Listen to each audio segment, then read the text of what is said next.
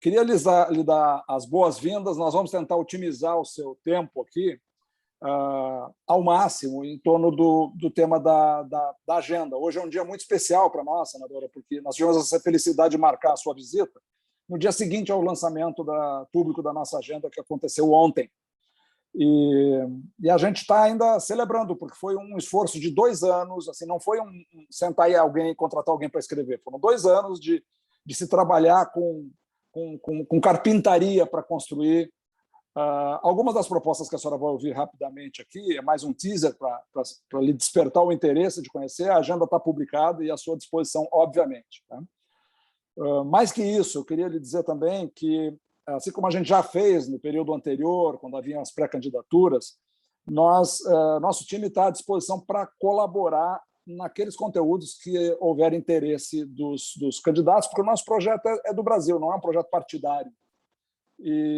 Então, a gente está, assim, dentro do Derrubando Muros, eu diria que tem uma clara predominância de pessoas que votarão na senhora, são, assim, para ser objetivo e direto. Teremos também quem tem outras opções por conta do discurso da democracia e não vão votar, mas é a minoria, e nós trabalhamos muito bem com as minorias aqui dentro, porque a gente celebra a diversidade. Então, essa é a parte bonita da tolerância que a gente pratica aqui. Então, quero dizer, a senhora está em casa porque a maioria já é seu simpatizante e seu eleitor.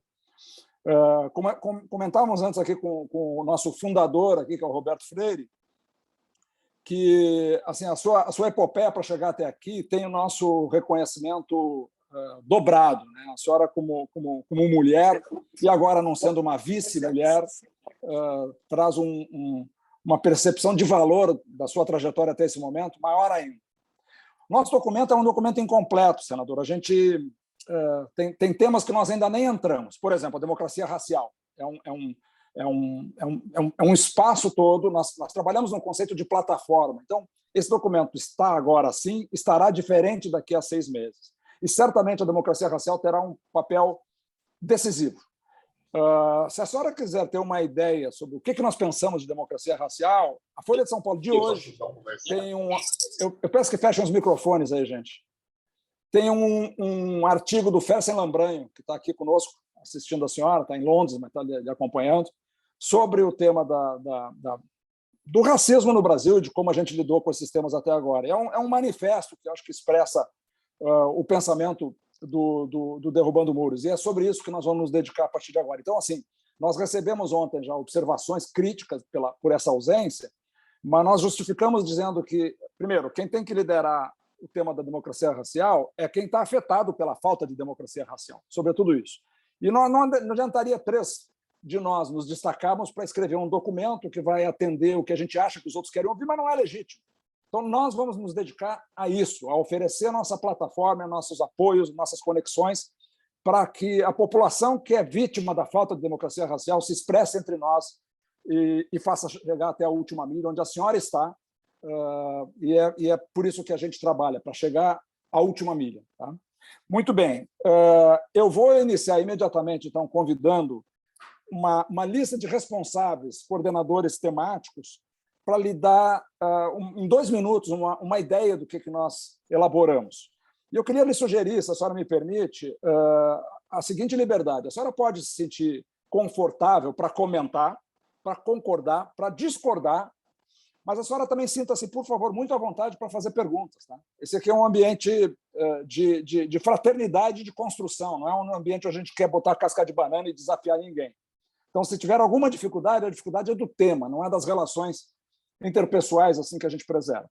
Tá? Então, fique à vontade para conduzir da maneira que a senhora se sentir mais confortável. Inclusive, a gente pode, nesse tempo, se a senhora resolver fazer perguntas, a gente acrescenta isso ao tempo que a gente tinha previsto, que, em princípio, seria um comentário por tempo igual ao da apresentação do tema. Ok? Então, se a senhora achar que deve fazer perguntas, a gente acrescenta esse tema em cada tópico que for necessário. Está bem assim para a senhora? Perfeito, Zeca. Só cumprimentar antes de iniciar todos em nome das mulheres aqui. Eu não estou conseguindo visualizar todas, Mas, assim, Helena, obrigada. Marisa, querida, sem palavras. Marluce, que tivemos juntas recentemente no Rio. Enfim, em nome de todas vocês, agradecer imensamente a oportunidade de poder estar aqui. Estou vendo aqui Joana, mas eu não consigo enxergar todas. Eu vou realmente pedir desculpa, é o que apareceu aqui na minha tela. Mas, em nome de vocês, eu cumprimento e agradeço Derrubando Muros pela oportunidade. E já agradecendo, primeiro, que muitos dos senhores e das senhoras fazem parte do nosso plano de governo, né? E muito do que eu já li sobre o trabalho também está incluso na nossa plataforma, mas sou todo ouvidos a partir de agora. Muito bem. Então, nós vamos iniciar. Eu não sei, o João Vilaverde está aí? Se o João não está, nós entramos direto com o primeiro tema, que é o tema da educação, com o Ricardo Henriques. Ricardo, por gentileza. Boa tarde, senadora. Prazer estar aqui. Oi, Ricardo. Boa tarde. A metodologia do Zeca são twitters incompreensíveis, então eu vou tentar aqui. Mas assim, e não vou justificar o porquê da educação, para a senhora seria totalmente desnecessário, mas do ponto de vista programático, alguns elementos talvez mereçam destaque dentro do que está escrito no Derrubando Muros.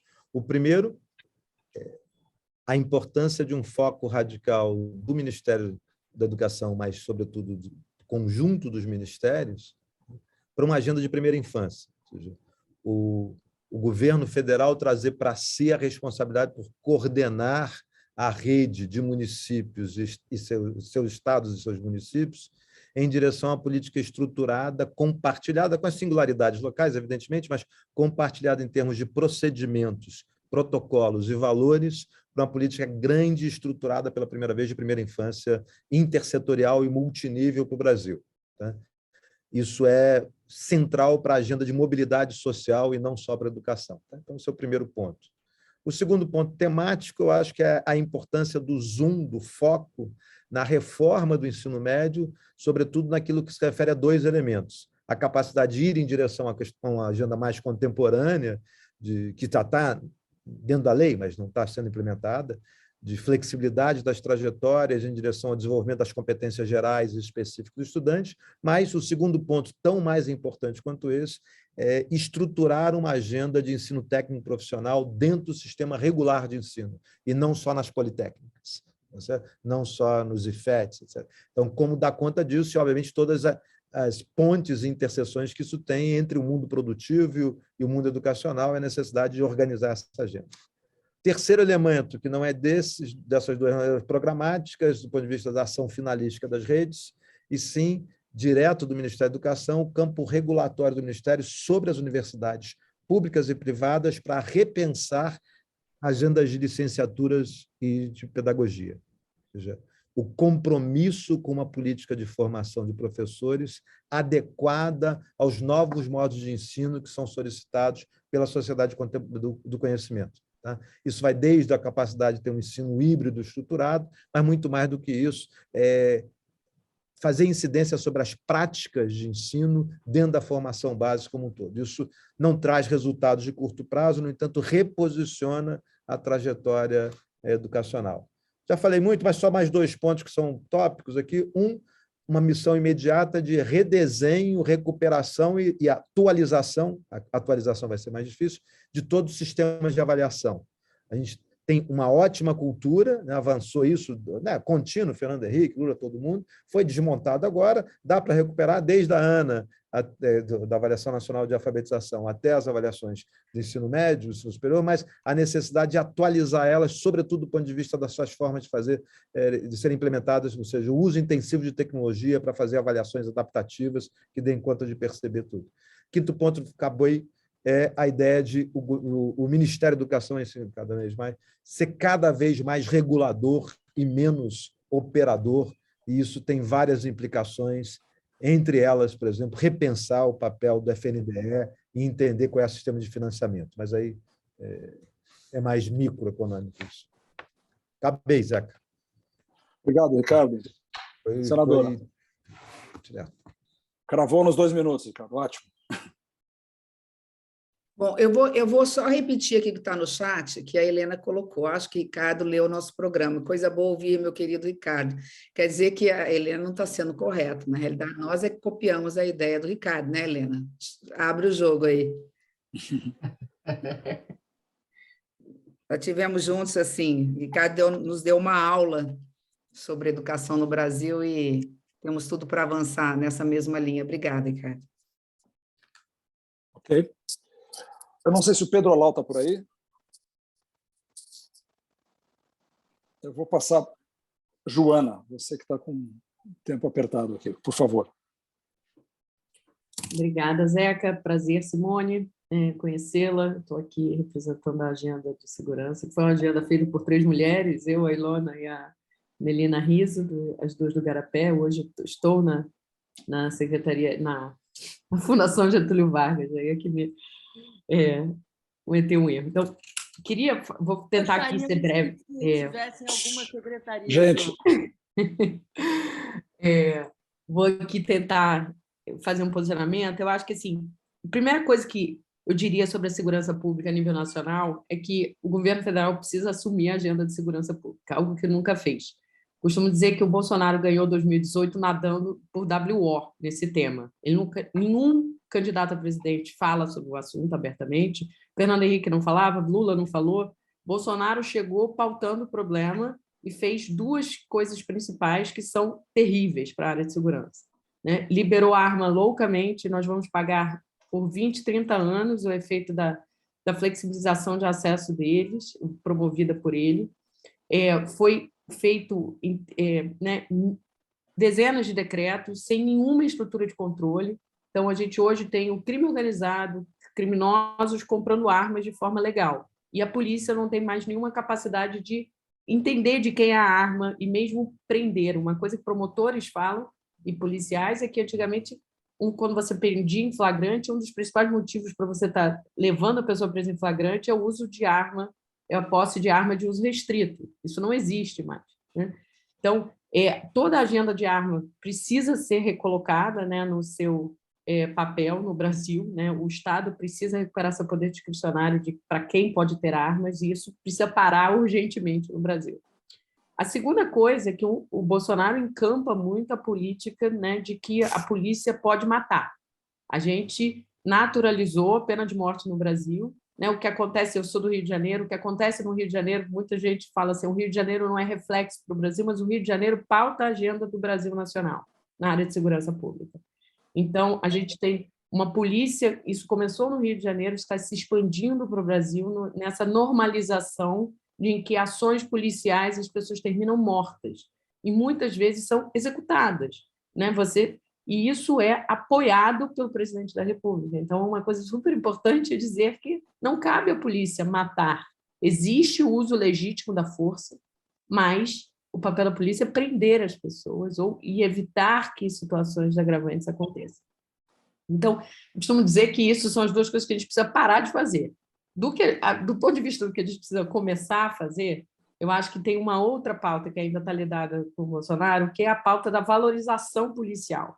O que é a valorização policial? A gente passou a achar que a valorização policial é dar aumento, dar benefício, não dar anistia para policial. Valorização policial é investir em treinamento, investir em análise de dados, investir em saúde mental de policial, investir em academias de polícia, investir em leis orgânicas que garantam promoção de carreira e regras claras. Então, hoje, por exemplo, o Congresso quase voltou atrás de uma lei orgânica da polícia, que é uma loucura. A gente precisa aprovar uma lei orgânica, mas não a que está sendo votada agora, porque a lei orgânica que está sendo votada agora é, acima de tudo, para dar benesses para a polícia e não para melhorar a segurança pública. Então, essa parte de promoção e critérios nacionais de carreira precisa ser feita. E eu queria falar mais sobre 2 coisas que a gente precisa. O governo federal, a área de segurança pública, ela comparada com outras áreas de governo, o governo federal não fez nada de normatizar e de estruturar sistemas de informação. Isso é fundamental para uma polícia moderna, para uma segurança moderna, é que o governo federal lidere a construção de sistema de informação da área de segurança pública. Algo que foi feito para a saúde, educação e assistência social e nunca foi feito para a área de segurança. E, por fim, a gente precisa mudar a nossa visão do que é o combate ao narcotráfico e organizações criminosas.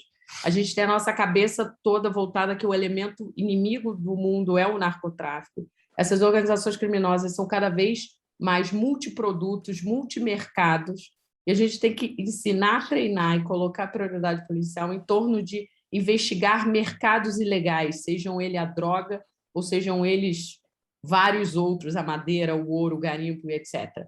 E a gente mudar esse discurso é importante para tirar o modelo mental da droga, que faz com que, na ponta, a gente gaste um esforço enorme atrás do microtraficante, deixando as grandes estruturas de crime organizado quase intocáveis. Então, assim, há muito mais que eu poderia falar, vou parar por aqui e deixar aqui, caso você tenha alguma pergunta.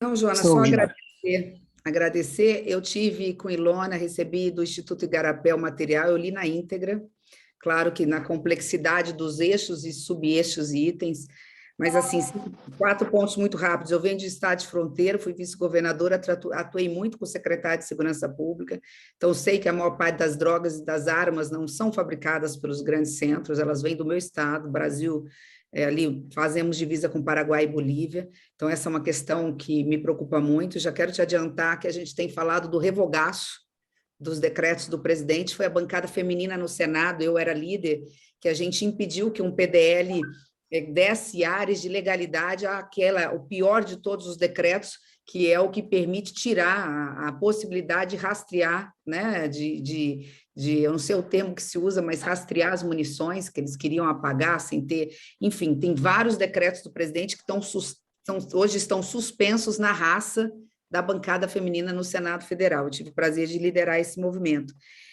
Colocamos, inclusive, está muito claro, a gente está falando em recriar o Ministério Nacional de Segurança Pública, acho que essa questão de monitoramento, de vigilância de fronteiras, o CISFRON ser realmente implantado, eu atuei nessa questão também, eu falo muito nisso, e... enfim, acho que um pouco de muito que está sendo elaborado nosso essa é uma escola nacional também para poder estar ao lado do nosso policial, né? A gente não pode falar muito de saúde mental nesse momento que a gente pede voto, mas é o que precisa ser feito, nem tudo que a gente vai fazer pode ser dito, porque aí dá uma sensação para o policial que ele se sente frágil, na realidade não é nada disso, mas a gente vai atuar. E, por fim, sem dúvida, sem inteligência, sem serviço de informação, nós não temos nada. Então, também tive o prazer de aprovar lá no Senado o SUSP, né, que é o Sistema Único de Segurança Pública, estudei, analisei, enfim, trago as informações, que é um assunto que vai estar, sem dúvida nenhuma, na nossa pauta, e as contribuições, se puder apresentar para a Helena, a gente só soma, tá bom? Obrigada. Eu só queria falar só mais uma coisinha muito rápida, que eu acho que, já que a gente está discutindo várias áreas do governo, que eu comecei a falar como o meu mantra, né? A área de segurança pública, a gente resume ela a achar que a área é policial só, né? É só coisa de polícia. Isso é o clássico do Brasil. Seu equivalente é achar que a gente vai ia lidar com a pandemia de Covid só com o médico. A gente tem todo o resto da estrutura de gestão pública de segurança que jamais foi desenvolvida no Brasil. Do profissional de segurança pública, do gestor, de quem estuda políticas de prevenção. E para isso que a gente precisa de um Ministério de Segurança Pública, para começar a fomentar esses outros tipos de ação, senão a gente nunca vai sair de onde está. Obrigada, e que bom ouvi-lo. Que bom. E até aperfeiçoar a legislação no que se refere ao sistema penitenciário, né? Os presos provisórios de baixa periculosidade para não entrarem e saírem piores, né?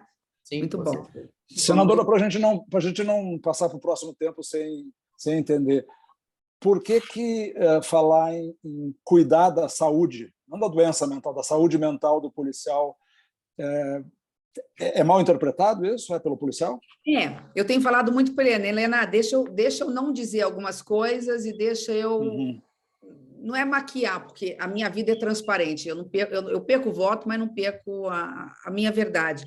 Mas tem certas coisas que a gente percebe que não dá para dizer, então a gente tem uma turma que fica atento, a gente tem uma pesquisa muito grande, qualitativa, e a gente tem que tomar alguns cuidados, e tanto que o meu discurso é assim, não é segurança pública ou direitos humanos, é segurança pública e direitos humanos, que é o que a Joana fala. E eu tenho dito, policial prende, eu tenho que ser rigorosa nesse sentido com o crime organizado, mas não mata, que a polícia prende e quem faz justiça é o promotor e o juiz. Então, são coisas que às vezes a gente a gente anota, coloca no nosso plano, mas a gente não pode sair da boca do candidato. A gente tem que tomar esse cuidado, porque o Brasil hoje ele está conflagrado, né? Tudo é meme, tudo é fake news, tudo fazem recorte. Hoje mesmo a gente tem vários recortes. O meu da CPI tem pelo menos uns 3 e aquilo fica sendo uma... Eu estou falando isso porque isso pode ser uma característica brasileira e do policial brasileiro, porque o governo da Califórnia criou uma espécie de um ministério da saúde mental. E o governador da Califórnia, o Gavin Newsom, ele é o candidato democrata em ascensão. Provavelmente vai ser o desafiador da Kamala, né? Então, assim, esse é um tema. A saúde mental é uma das coisas que no nosso primeiro round agora da saúde a gente desenvolveu pouco, mas vai estar no eixo de novo, porque a garotada está falando disso, né? Mas eu respeito escola, muito. Né? Eu acho que a gente pode falar muito da escola nacional, porque ali vai trabalhar isso, né? Escola nacional com reciclagem a cada, sei lá, 2 anos. E a senhora tem razão. Bota no programa é mais importante do que a candidata se expor nesse momento de eleição. Faz sentido, faz sentido. Mas eu não sabia. Aprendi isso aí. Ok. A Ana Toni está já por aí? Economia Verde? O pessoal às vezes fica com o microfone fechado. O João Vilaverde antes estava, mas estava com o microfone fechado e eu passei. Então o João vai entrar ao final. A Ana, se não se manifestou, estou presumindo que não está. Então eu vou passar na ordem, tá, da edição do documento. Horácio, por gentileza, Indústria do Futuro. Horácio Laffer, PIBA. Horácio, você vai ter que superar o vídeo de ontem que você botou, viu? E abrir o microfone. Pronto, já fiz. No vídeo provavelmente estaria melhor. Mas, senadora, caríssima alegria poder dividir as reflexões aqui do Derrubando Muros. Dizer o seguinte para a senhora, esse país foi uma das maiores nações industriais dos anos 80. A partir daí se perdeu com crise, problemas que sequestraram a sua capacidade de avanço com justiça social, todos sabemos. E um país com dimensões continentais, com esse mercado potencial, não pode prescindir de uma indústria forte. É uma burrice, para dizer o mínimo. Muito obrigado. Gente... Mas certamente não é mais a mesma... Mas certamente não é mais a mesma indústria, quer dizer, então nós não estamos propondo subsídio, proteção, escolha de vencedor, renegociação de dívidas sem compromisso, substituição de importação, nada disso anteriormente impediu a queda relativa e contínua da indústria. O que nós estamos falando agora é de prática moderna de gestão, é de tratamento de dados, é de agenda ESG, é de conexão internacional que trazem benefícios exponenciais, é valor agregado, tecnologia, uma relação maior entre as empresas e a pesquisa, é estímulo, atração de cérebros estrangeiros, os nossos brasileiros que também já foram embora. O Brasil ele tem um potencial imenso, como a senhora sabe, para se tornar um grande supridor mundial de produtos, com baixíssima pegada de carbono. A nossa matriz energética é cada vez mais renovável. As nossas matérias-primas de origem agrícola, exploração econômica e responsável de biodiversidade são oportunidades únicas. A senhora vem de um estado que conhece isso. Então, para dizer rapidamente e aprender tempo, nós temos 4 ações interdependentes. A primeira é a solução dos problemas que afetam a competitividade da indústria brasileira, como barreiras tarifárias, estrutura tributária complexa, alto grau de litígio, infraestrutura precária para o escoamento dos produtos, aquelas questões sistêmicas. O segundo ponto é a modernização da indústria pela adoção das técnicas de gestão e de tratamento de dados que exigem novos conhecimentos e outros tipos de máquinas e equipamentos. Nós estamos falando de digitalização, nós estamos falando de inovação, nós estamos falando de 4.0, que é uma coisa completamente nova e que tem de mudar não só a cabeça do setor público, como dos próprios empresários. A terceira é a busca de alternativa de processo de produto que respondam efetivamente a uma demanda por produtos com menor pegada de carbono. E a quarta é uma política pública que incentive a imigração de jovens talentos para trabalhar no Brasil e que direcione esses esforços para a economia verde. A economia verde tem a nossa cara. Esse tem que ser o nosso soft power, né? E as nossas universidades também, tanto as públicas quanto as privadas, atraindo professores e pesquisadores de diferentes partes do mundo. Eu acho que dá para fazer, é o nosso lema aqui do Derrubando Muros, dá para fazer, mas tem que ser junto, senadora. E aí, vamos, a senhora topa coordenar isso? Na verdade, é um pouco esse o desafio Muito que bom. nós lhe fazemos. Bom, Muito Horácio, bom, acho que Horácio. a pergunta está invertida, Horácio. Se vocês topam fazer isso comigo, né? Agradecendo imensamente a oportunidade que você me dá, você contribuiu muito, está contribuindo muito para o nosso programa. Estive ontem na Fiesp, já estive na CNI, enfim, a gente pensa igual, economia verde é o segundo eixo dos 4, que agora nós não temos mais 3, nós temos 4, nós resolvemos fazer uma divisão. Agenda social, erradicação da pobreza e colocar a educação como prioridade nacional pela primeira vez, talvez, na história. O segundo eixo é a economia verde, eu tenho falado de desenvolvimento sustentado para não ficar, para focar com emprego, para também não afastar, que é outra coisa da linguagem, a pegada política é comigo, né? Vocês têm que entender que às vezes a gente tem que fazer assim, dançar um pouquinho conforme a música. O terceiro é esse governo participativo com a iniciativa privada, PPPs, logística, rasgar o Brasil afora pela primeira vez também, de colocar nessa questão a construção civil e a indústria e a geração de emprego sobre a ótica do desenvolvimento de obras, né, sendo feitas no sistema de logística, especialmente ferrovias, e o quarto, que é o governo afetivo e inclusivo. Mara agora vindo conosco, está dando uma repercussão maravilhosa, muito maior do que eu imaginava. Eu tive, só para dar um exemplo do porque assim, eu entendo, concordo e vamos juntos construir isso, vou dar um exemplo só para encerrar, que eu estou aqui mais para ouvir. Lá no Lucy Montoro, eu perguntei lá para as meninas como é que é. Ela falou, não, as próteses nós fazemos, é muito mais barato, a gente compra e a gente constrói próteses aqui. No Brasil, a maioria dos hospitais, das clínicas compram. Mas esses programinhas que você está vendo, senadora, eles mostraram lá programas relativamente simples, uma tela de um computador, um programa lá onde, principalmente nos membros superiores, de reabilitação dos membros superiores, que eles ficam lá aparecendo com jogos eletrônicos, né? Falou, vem de fora, não tem. Ele falou, isso aqui veio da Alemanha, outro. Estou nem dizendo a robótica, não estou dizendo nem aquele esqueleto robótico, que aquilo é uma coisa maior, e dá para fazer no Brasil, mas enfim, estou falando assim de equipamentos que, para mim, que não entendo nada, parecia tão simples na área da tecnologia e da inovação. Ela falou, esse aqui veio da Alemanha, esse aqui veio do Canadá. Eu falei, mas como assim? Qualquer menino bem treinado no Brasil faz isso daqui, só que você está pagando em dólar. Então é isso aí, eu acho que eu estou dando um exemplo simples daquilo que a indústria brasileira pode fornecer para o Brasil, e não fornece porque, primeiro, a gente não tem jovens preparados e não temos uma política do governo federal que realmente transforme o Ministério da Ciência, Tecnologia e Inovação como uma casa parceira da indústria, enfim. Somos nós que precisamos de vocês, né? Não são vocês que precisam de nós. E o Josué me cobrou muito isso também, porque parece que vocês estão prontos na Fiesp para investir maciçamente em inovação, mas sozinhos vocês não dão conta. Então, contem comigo para isso, tá? Obrigado. Muito bem. Roberto Alvarez, por gentileza, já que nós estamos falando sobre inovação. Senadora, é um prazer conhecê-la. Eu sou o Roberto e eu tenho trabalhado um pouco nas interseções entre política pública, tecnologia e negócios aí por um bom tempo. Hoje eu faço duas coisas, resumidamente. Eu invisto em empresas inovadoras no Brasil e fora do Brasil, e eu sou diretor de uma rede que trata de políticas de competitividade e inovação. Hoje a gente cobre mais de 30 países.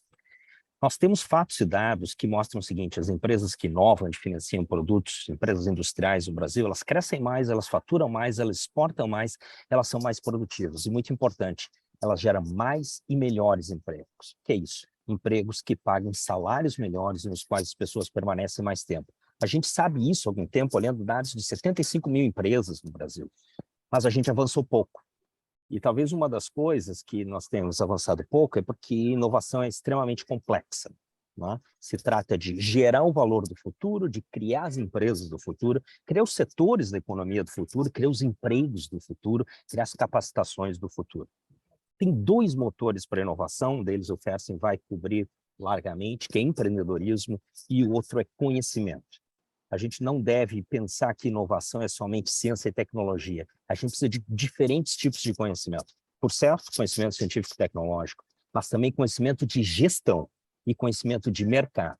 Acho que o que o Horácio comentou é fundamental. Se nós não tivermos relações com o mundo, pessoas no Brasil que viveram no mundo, não trouxermos pessoas do mundo, nós não conheceremos vários mercados e não conseguiremos colocar coisas criadas aqui no mundo. Então, a gente precisa desse conjunto e precisa avançar em empreendedorismo. Mas tem várias mudanças que são sistêmicas. As propostas que estão colocadas no e-book, que foram desenvolvidas aí por um conjunto de pessoas, o Fersen, o Silvio, o Robson, o Juan, que está aqui, elas são organizadas em 3 eixos. O primeiro deles é de focar em problemas ou missões. Isso é algo que se tornou muito conhecido no mundo e talvez a melhor forma para ilustrar é o seguinte: existem enormes diferenças entre Brasil e Estados Unidos, mas se nós pegarmos especificamente um ponto, aquilo que é o investimento público americano, pesquisa em desenvolvimento, 80% é para resolver problemas. O problema da saúde, problema do meio ambiente, problema da mobilidade, e 20% é aberto. No Brasil, ao contrário, somente 20% é para resolver problemas. A gente precisa inverter isso. Então, o primeiro ponto é focar em programas transformadores, fazer algumas escolhas, por exemplo, a economia verde, a sustentabilidade, mas também avançar em digitalização. Segundo eixo é de mudanças estruturais, que são extremamente complexas, desde a mudança da liberdade à universidade, de rever a relação do público e privado. O que nós fazemos é muito diferente do que o mundo faz. As ferramentas, os programas, os tipos de agências de governo que outros países fazem não existem hoje no Brasil, não são possíveis, muito em função do nosso marco jurídico institucional. Houveram avanços, é preciso fazer muito mal. E a proposta da gente é puxar a partir dos problemas. E para fechar, governança. Inovação tem que ser uma agenda que vai consumir o seu tempo, senadora. E mais do que um Ministério de Ciência e Tecnologia e Inovação, nós precisamos que todos os ministérios sejam da inovação. Isso só vai funcionar se vinculado à presidência da República. E esse é o terceiro eixo das propostas. Muito bom, Rica. Muito bom, Alvarez. Obrigada, Alvarez.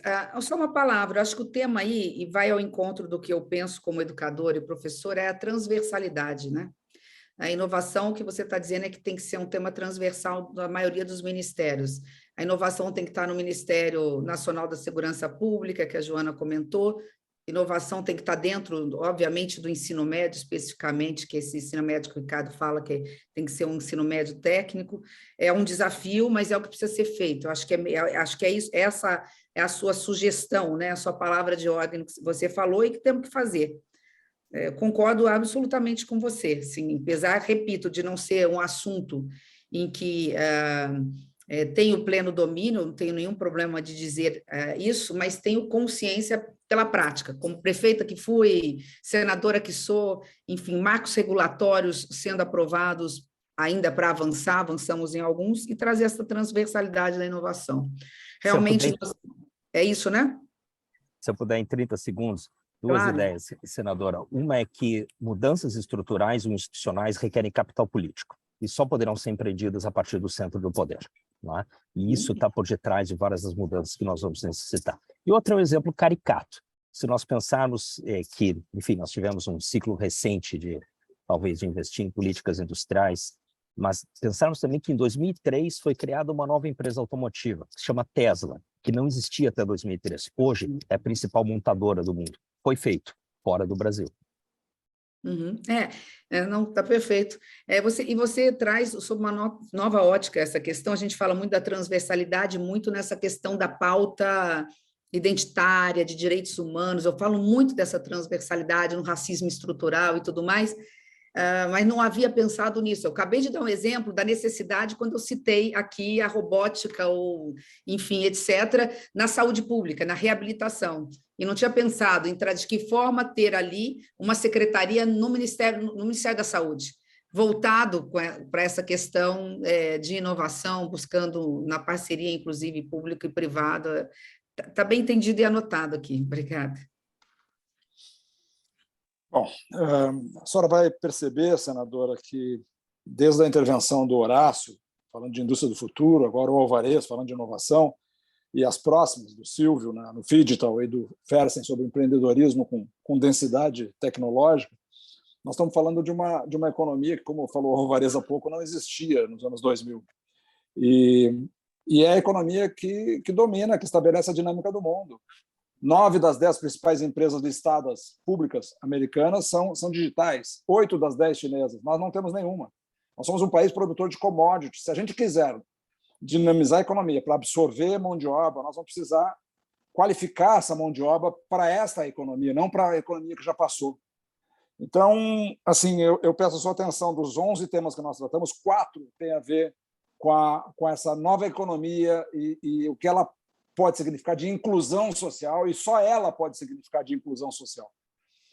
Eu passo para completando... Se você me permitir, só pensando... Pois não, senadora, aqui, claro. Porque esse é um tema, talvez, dos mais relevantes de tudo, que a gente ainda não tem abordado, até porque eu já tive o privilégio de estar com vocês mais de uma vez. Na linha contrária do que a gente quer, na educação, a gente não quer só ilhas de excelência, a gente quer a inclusão de todos, é o processo inverso, é transformar as experiências boas do Ceará, de Pernambuco, mesmo do estado de São Paulo, e levar para todos. Mas, dentro desse processo da impossibilidade de estender inovação da forma como nós queremos a pequeno prazo, talvez, num primeiro momento, fazer exatamente um caráter experimental, talvez até com o setor empresarial, uma ilha de excelência, onde se pega, que pode ser no interior de São Paulo, alguma coisa assim, como se fosse um Vale do Silício, no sentido assim, vamos fazer daqui, junto com a indústria, numa parceria com a indústria, uma fonte de inovação, onde saiam daqui as melhores cabeças, os melhores produtos, para serem made in Brasil, uma patente, uma coisa nacional, alguma coisa nesse sentido poderia. Estou aqui imaginando, estou aqui... A gente pode pensar ainda. Zeca, mas, assim, Zeca, posso falar? Fersen, vamos fazer o seguinte, eu ia botar o Silvio, mas engata você já direto, a manifestação é tua. Simone, boa tarde. Bom te ver. Assim, quando eu vejo o Roberto falando, o que ele fala tem um exemplo no mundo fantástico, que foi quando o Kennedy disse que ia chegar à Lua antes do final da década. Eu acredito muito que se um dia a gente tiver no Brasil, no Planalto, alguém que põe uma meta relevante, importante, o Brasil se move. E qualquer país se move motivado por alguma coisa que seja relevante e importante. Então, raciocina um pouco sobre o aspecto de eventualmente ter uma meta que una uma nação. E eu já vi isso acontecer em empresa, já vi isso acontecer em país, e o Brasil, eu sinto falta disso. O meu tema aqui é empreendedorismo. A gente ouviu o Horácio falando sobre grandes empresas, a gente ouviu sobre o Roberto falando sobre grandes metas de um país, mas a verdade é que o Brasil é um país que tem 500 anos. Durante esses 500 anos, nós fomos baseados basicamente em recursos naturais, e durante 80% desse período, trabalho escravo.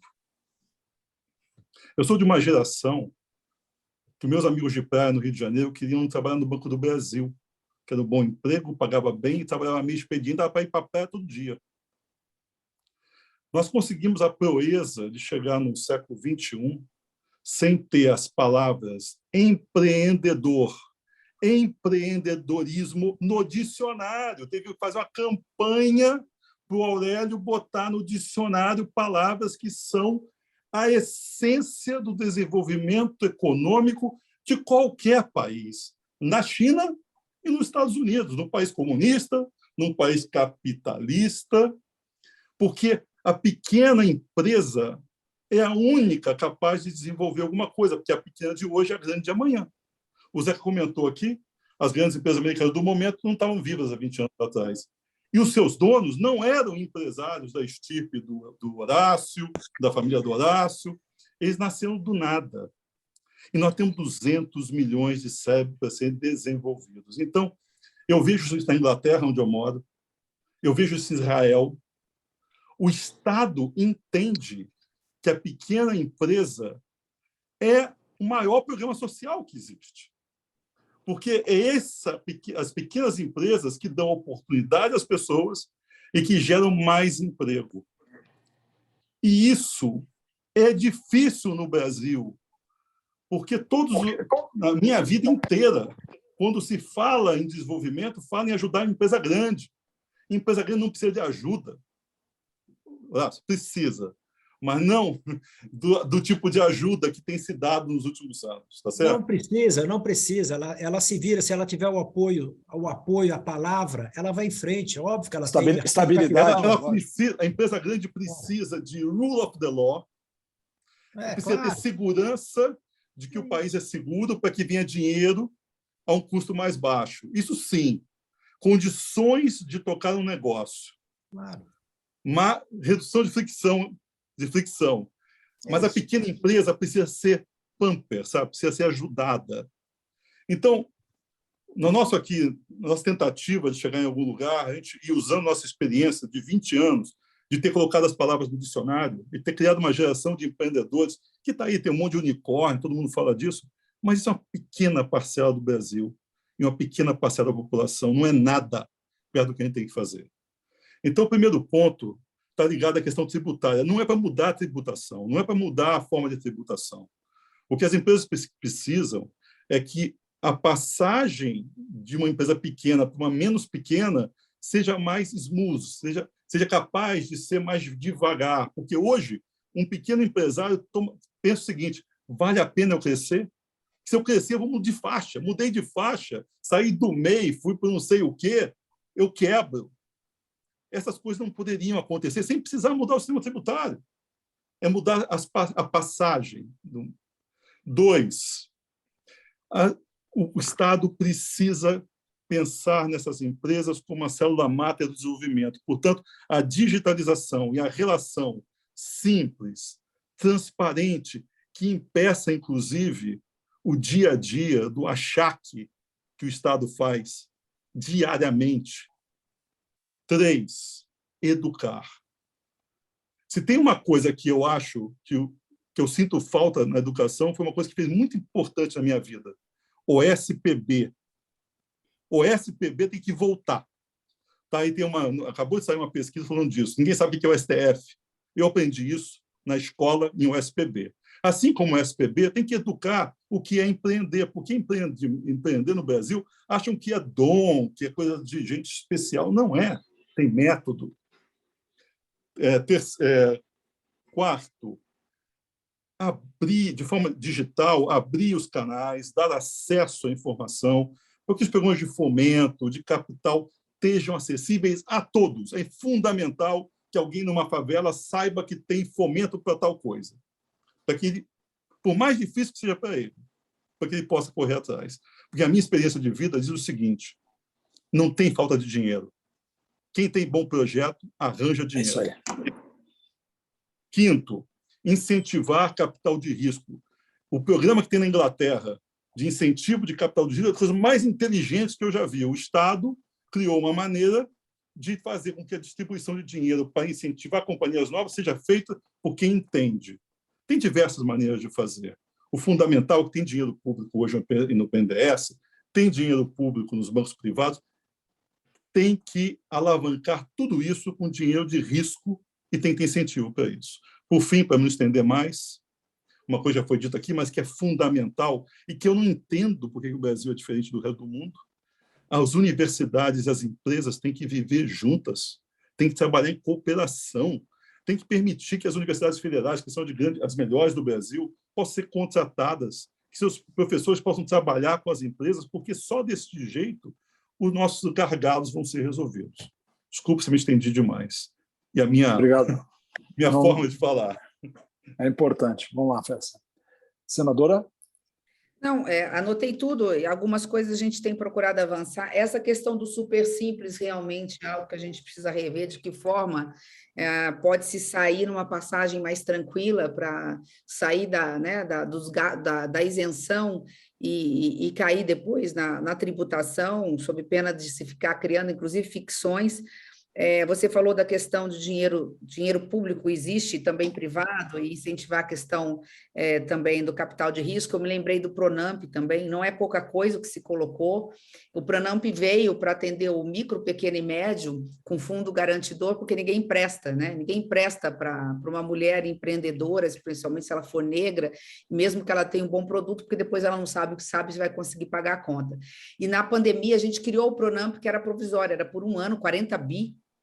Salvaram, acho que o Pronamp foi um dos projetos, na época, uma das ideias, saiu dentro do Senado, acho que foi a ideia mais formidável que se teve para o setor, naquele momento, e agora se tornou um programa de Estado. Ele agora é uma lei, é permanente, todo ano a gente coloca o dinheiro no orçamento. Talvez dali, inclusive, são 50 bi, acho que esse ano a gente colocou para 2021 50 bilhões, só pegam pequenas, micros, em alguns casos, acho que médias empresas também. Mas gostei dessa ideia de como fazer, Helena, também anotar aí essa questão dessa mudança de passagem. O governo digital, a gente tem colocado, enfim, o acesso à informação, transparência, o SPB nem falo. Eu tenho idade suficiente para dizer que eu estudei também e sei que o quanto está fazendo falta para essa geração, né? Aprender um pouco até dos valores que a gente aprendia no passado. Um pouco do que você disse passa pela questão realmente de regulamentar e aplicar a nova reforma do ensino médio, pelo que o Ricardo falou lá atrás, né? E, enfim, está anotado tudo aqui. Horácio acabou concordando, nós só precisamos de duas coisas para atrair dinheiro de fora, de fundos de investimento privados. Eu falei isso ainda ontem, porque me assusta esse valor. Desculpa, eu não tenho o poderio econômico que vocês, porque 40 trilhões de dólares para mim é algo que eu não consigo imaginar o que significa. E no final da pandemia eu li uma reportagem, eu fui checar a informação para ver se tinha lido certo, e disse que tem 40 trilhões, hoje pode estar um pouco, estava empossado, pode ser que 40 trilhões de dólares em fundos de investimentos privados no mundo. Só precisa de duas coisas para se associar aos grandes empresários no Brasil: segurança jurídica, estabilidade institucional, né, ligado depois, porque agora tem que voltar, até tanto retrocesso que a gente tem que voltar um pouco antes. Estabilidade institucional, que vivemos uma democracia, não abrimos mão da democracia, as instituições democráticas caminham bem.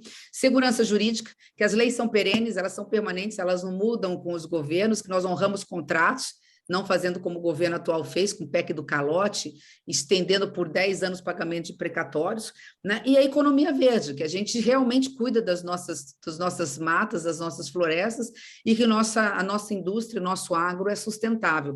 Então, nesse aspecto, é o que falta, fazer o dever de casa para vir o dinheiro. A Armínio estava aí, mas eu posso dizer, porque aqui é um grupo seleto, mas eu vou dizer para Armínio Fraga, não sei se ele está aí ainda, que eu o citei, eu contei o milagre, não contei o santo. Helena é testemunha disso, não sei se a Armínio já saiu, lá na Fiesp, que eu fiz a pergunta, né, para um grande economista no Rio de Janeiro, qual era a primeira medida econômica que a gente tinha que fazer quando assumisse a presidência da República, né? E respondeu na lata: só ganhar a eleição. O Centro Democrático precisa ganhar a eleição. Com isso, nós temos a estabilidade que nós precisamos, a segurança, e automaticamente é meio, mais ou menos assim, né? É meio caminho andado, as coisas começam a fluir. Então, é um pouco aqui, isso. Senadora. Tá aí. Eu não contei que foi você, viu? Mas como eu falei que era um dos maiores economistas, o maior do Rio de Janeiro, aí pronto, né? Todo mundo já ficou sabendo quem era, né? Eu quase Helena contei. deu risada. Você não está me vendo. Você não está me vendo. Eu estava lá e rapidamente eu soube quem era. Está indo para o aeroporto, né, Roberto? Obrigada por hoje. Foi indo para o aeroporto, claro. Não, foi maravilhoso. Claro. Eu só aproveitaria a experiência do FESEM para associar... Senadora, essa frase que você fez agora, você pode compor melhor, porque acabou de entrar o Pércio Arida também, viu? Pronto. Não, mas o Pércio é daqui de São Paulo. O Pércio é daqui de São Paulo. Tá bom. Falei do Rio. Eu não sou louca. Eu não rasgo dinheiro, não. Eu só tenho cara de ser meio assim. Mas só para finalizar, Pércio, aproveitando a sua experiência, talvez, e linkando a primeira fala do Zeca a respeito da questão do racismo no Brasil, como apresentar, é uma questão que eu tenho conversado muito com os movimentos afro, especialmente do meu partido, eu tenho compromisso com eles com uma política nacional de equidade racial, mas assim, eu sempre digo, a cara mais pobre do Brasil é de uma mulher negra. Então, talvez focar também uma perna desse empreendedorismo com foco para essas mulheres negras, porque são as maiores vítimas de violência, são as mais pobres, são as que menos conseguem educar seus filhos, as que não conseguem emprego, e elas têm, por toda a sua cultura, condições de abrir a sua portinha, de ter o seu negócio e contribuir até trazendo a sua cultura para o empreendedor. Então, assim, talvez a gente pensar juntos um capítulo específico para a mulher negra, e a justificativa é isso, é a cara mais pobre do Brasil, né? E tem uma outra coisa, né, Simone? É a mãe, né? É a mãe. É a mãe. E a mãe, o que faz o filho é mãe. Pai é coadjuvante, é mãe. Então, se você atua na mãe, no mínimo você te resolve uma geração. Você está formando o filho, né? É isso aí. O Japa, eu sei que você está por aí na sala em algum lugar, eu vou te pedir o seguinte, pega o artigo do Fersen de hoje na Folha e coloca na frente da senadora no momento em que ela possa passar os olhos. Está muito importante para nós, porque eu acho que junta as duas coisas, o tema de inovação, empreendedorismo e a mãe negra, essa aqui como foco principal. Muito bom. Muito bem, senadora. Agora nós vamos ouvir, então, outra pessoa que é do seu relacionamento também. O Silvio Meira vai falar sobre o Fidital. Silvio, por favor. Boa tarde, todo mundo. Boa tarde, senadora. Basicamente, a senhora vai ouvir o que eu já escrevi. Tem um texto lá bastante até longo sobre transformação digital, mas para a gente recapitular rapidamente aqui, o mundo não é físico nem virtual, apenas. É digital. Dimensões física, digital e social, articuladas em tempo quase real, que é o tempo das pessoas e não o tempo das organizações, dos sistemas ou dos relógios. Não são as empresas que estão passando por uma transformação digital, é o mundo que está passando por uma transformação digital, são os mercados, são as relações internacionais. Aí há um conjunto básico de princípios de performance e competição nesse espaço digital que a gente tem que embutir no Estado brasileiro, não na transformação do Estado apenas, mas na transformação que o Estado tem que fazer para habilitar a economia como um todo. O Estado tem que se reorganizar em processos. O Estado tem que se desburocratizar. Esse é um antigo sonho brasileiro, mas o Estado brasileiro ainda é extremamente burocratizado, é um lugar extremamente difícil para se fazer qualquer coisa e competir.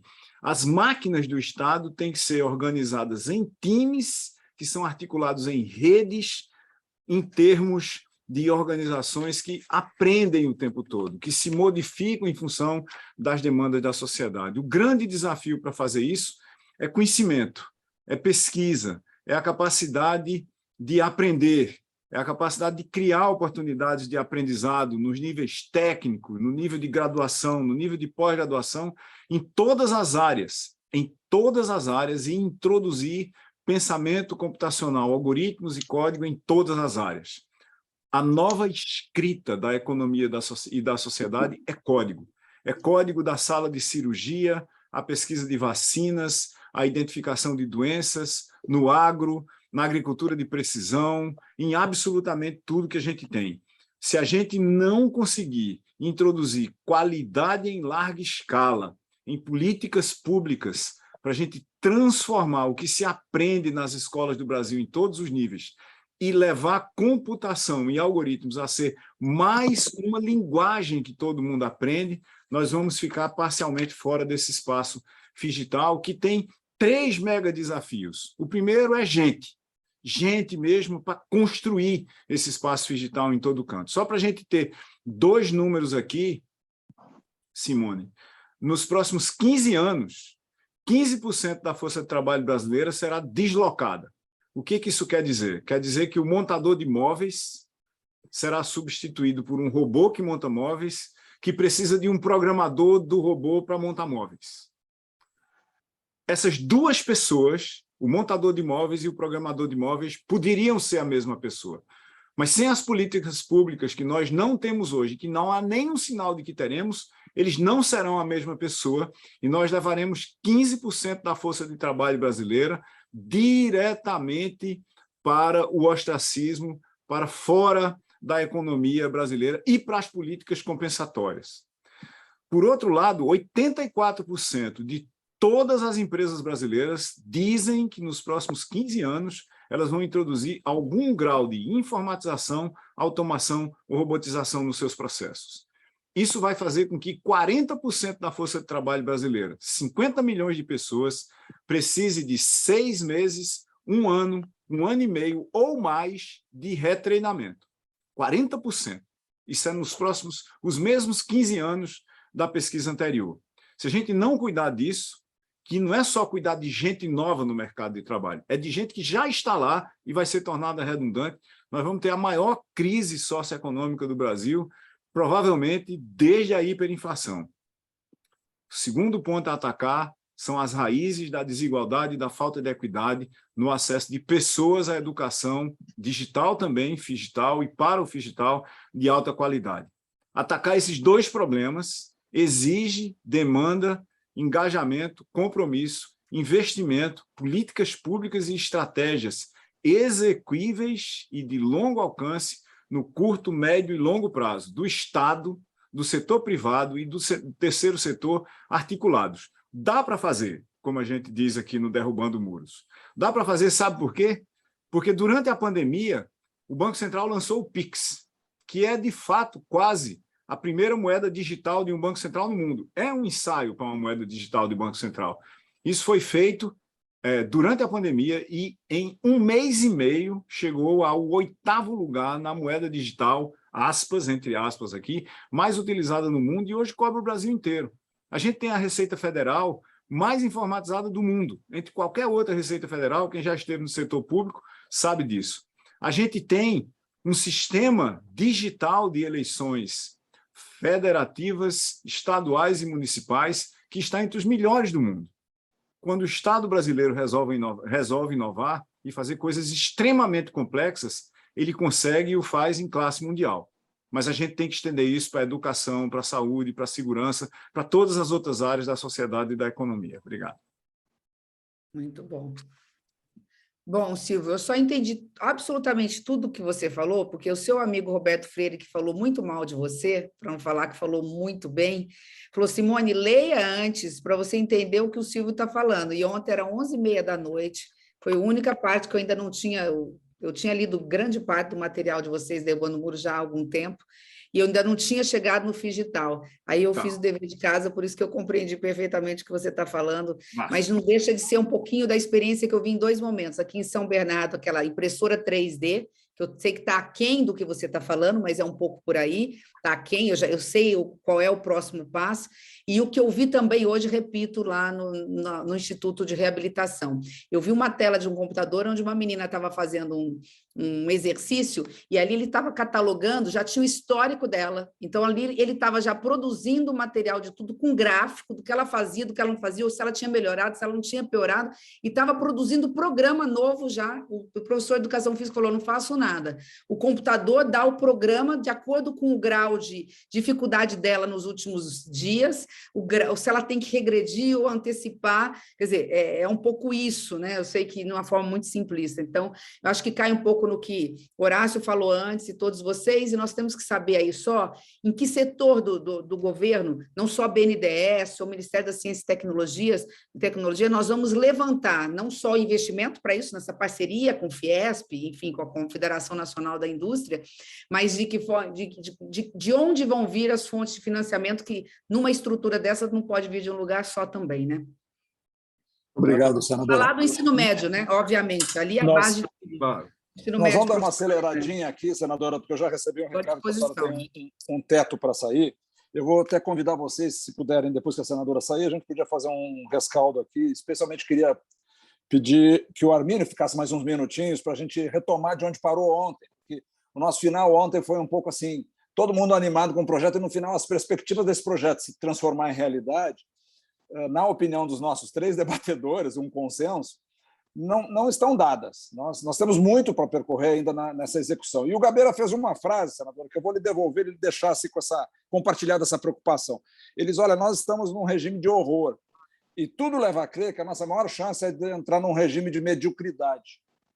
E a gente não está resignado com esse destino. Então, nós precisamos também de lideranças políticas que nos representem, como é o seu caso, que desafiem a mediocridade, desafiem essa normose que nos acomete num país de economia tradicional, produtora de commodities, mas que não domina o vocabulário que o mundo hoje está dominando e que a senhora está vendo aqui nas últimas intervenções.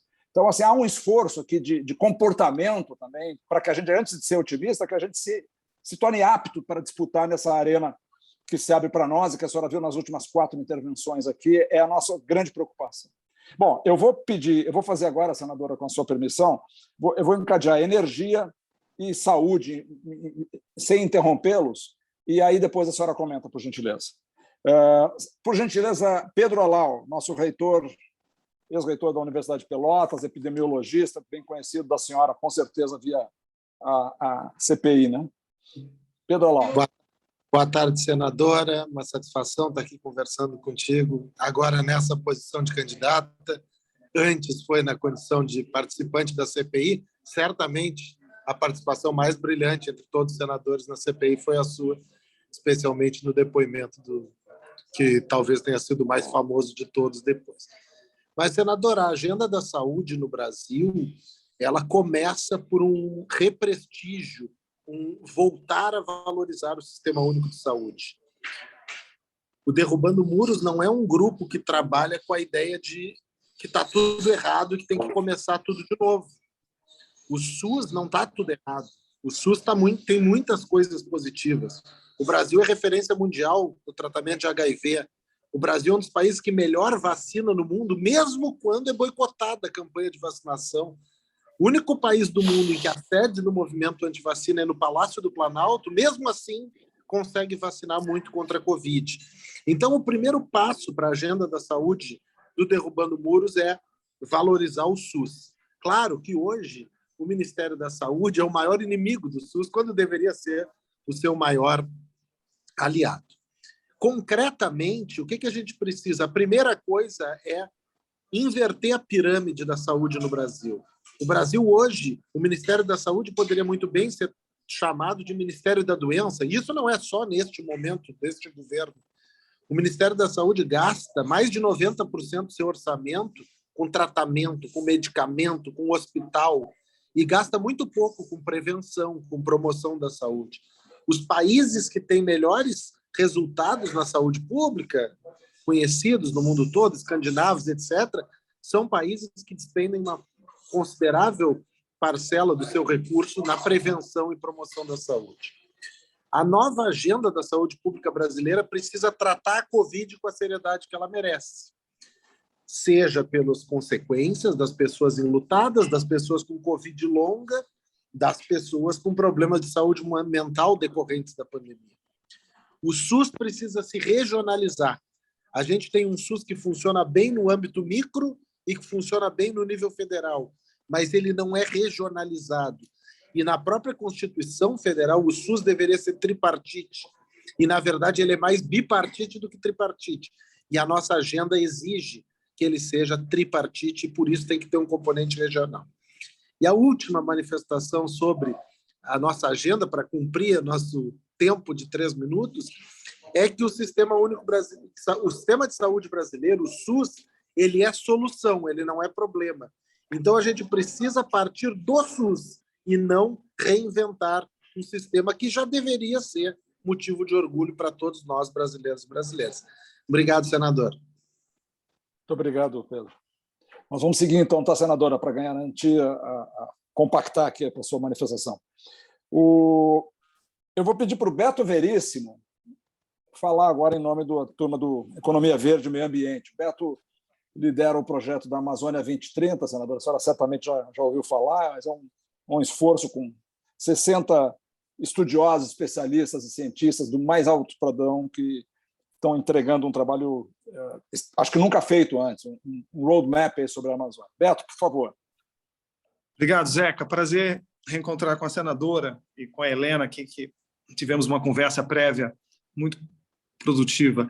Eu acho que tem, talvez, a escolha feliz do tema da economia verde, porque tudo que a gente vai falar agora aqui, geralmente a gente colocava na caixinha do meio ambiente, de fato se trata de economia, de social. E aí, no Derrubando os Muros, a gente colocou alguns temas, alguns pontos que eu vou já direto aqui.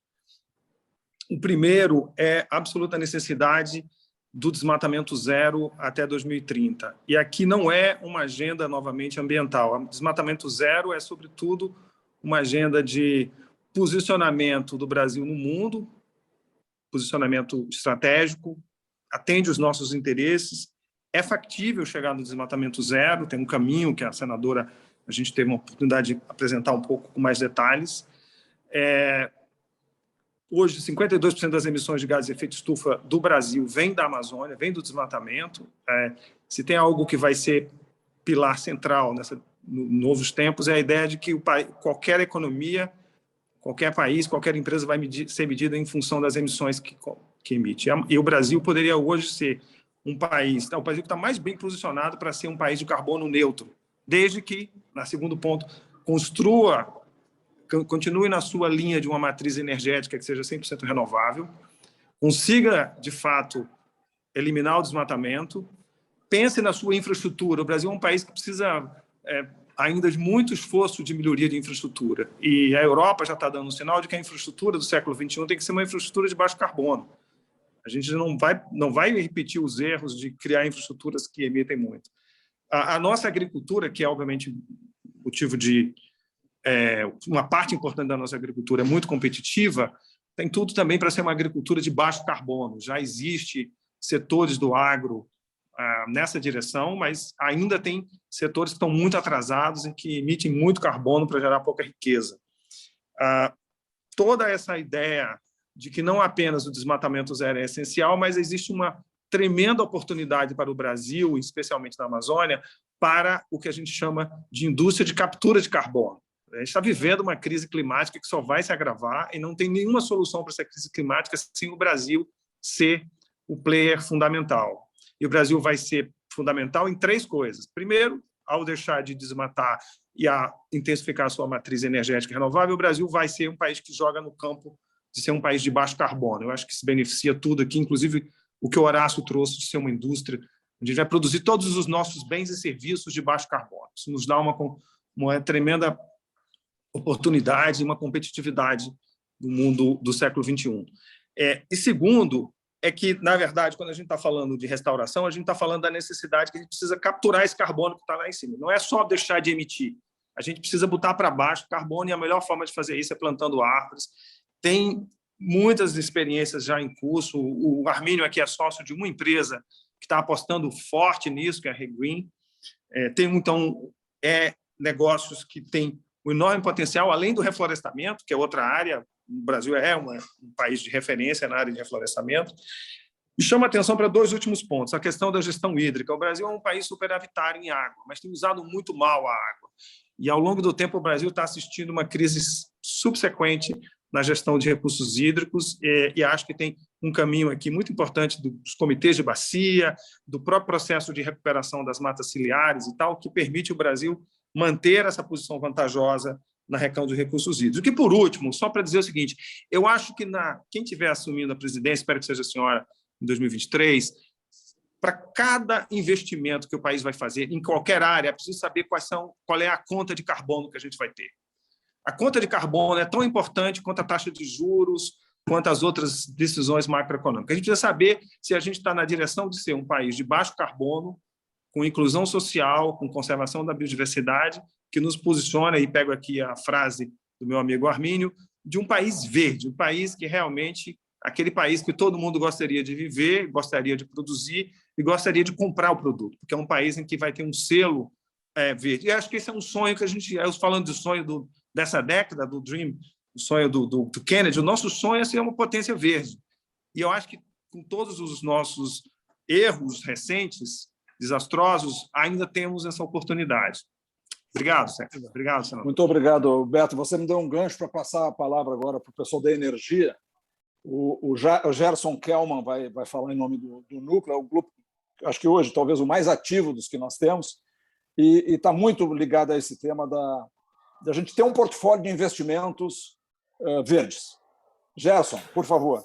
Muito obrigado, Zeca. Boa tarde, senador. É uma satisfação estar de novo com a senhora. Eu me sinto como alguém... Eu fui regimentado pela Helena, estou no grupo que lhe apoia esse esforço. Me sinto como alguém que bate o córner e sai correndo para cabecear, assim, né, nessa conversa, porque já conversamos antes. Eu queria começar lhe parabenizando por condicionar cada uma das visões setoriais a 4 plataformas ou 4 objetivos, 4 muito claros. Eu acho que é isso mesmo. Cada um de nós que tem uma visão setorial, temos a obrigação de lhe dar qual é a contribuição que o meu setor tem para a sua agenda dos 4 pilares que a senhora enunciou. Eu começo, então, no caso da energia, a primeira resposta que precisamos dar é o seguinte: o que é preciso fazer para que a conta da Dona Maria fique mais baixa, a conta de luz da Dona Maria fique mais baixa?